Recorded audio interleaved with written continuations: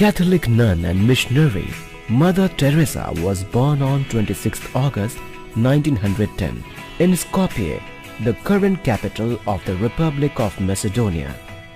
The following day, she was baptized as Agnes Gonza Boiagiu. Her parents, Nicola and Drefine Boiagiu, were of Albanian descent. Her father was an entrepreneur who worked as a construction contractor and a trader of medicines and other goods. In 1919, when Agnes was only 8 years old, her father suddenly fell ill and died. While the cause of his death remains unknown, many have speculated that political enemies poisoned him. Agnes attended a convent-run primary school and then a state-run secondary school. As a girl, she sang in the local Sacred Heart choir and was often asked to sing solos. In 1928, an 18-year-old Agnes decided to become a nun and set off for Ireland to join the Sisters of Loreto in Dublin.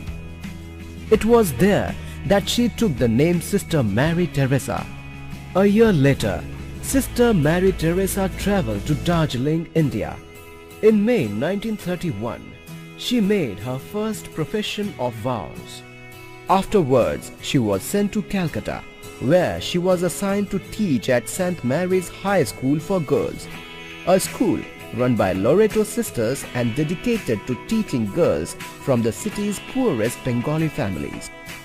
On 24th May 1937, she took her final profession of vows to a life of poverty, chastity, and obedience.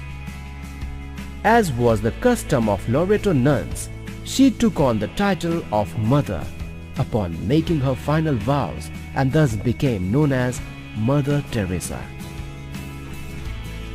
Mother Teresa continued to teach at St. Mary's, and in 1944 she became the school's principal.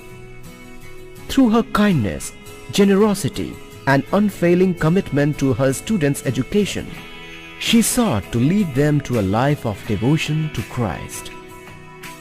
Give me the strength to be ever the light of their lives, so that I may lead them at last to you, she wrote in a prayer. However, on 10th September 1946, Mother Teresa experienced a second calling, the call within a call, that would forever transform her life. She was riding a train from Calcutta to Himalayan foothills for a retreat when Christ spoke to her and told her to abandon teaching to work in the slums of Calcutta, aiding the city's poorest and sickest people. Since Mother Teresa had taken a vows of obedience, she could not leave her convent without official permission. After nearly a year and a half of lobbying, in January 1948, she finally received approval from the local archbishop. Donning the blue and white sari that she would always wear in public for the rest of her life, she left the Loreto convent and wandered out of the city. After 6 months of basic medical training, she voyaged for the first time into Calcutta's slums with no more specific goal than to aid the unwanted and the unloved. Mother Teresa quickly translated this somewhat vague calling into concrete actions to help the city's poor.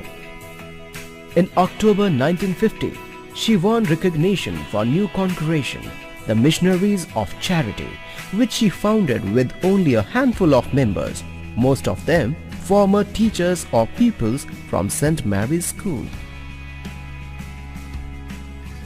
In 1971, Mother Teresa traveled to New York City to open her first American-based house for charity, and in summer of 1982, she secretly went to Beirut, where she crossed between Christian East Beirut and Muslim West Beirut to aid children of both faiths.